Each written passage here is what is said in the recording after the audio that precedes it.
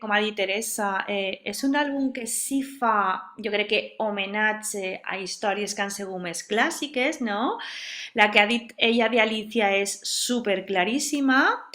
I després no sé si per l'estètica, perquè alguns, és món animal, mig de mostre, a mi m'ha recordat molt també a l'àlbum Donde viven los Donde monstruos. viven los monstruos. Pues mira, a mi, a més me l'ha recordat, perdona, però és que ha sigut quan ella torna al final de l'obra, que torna i en una espècie de despedida supertendra per part de Mimi, i li diu, quan vulguis tornar a jugar, és que me recorda molt a Donde viven los monstruos, perquè és més o menys igual, el xiquet que vol escapar-se de la situació en una rabieta, no?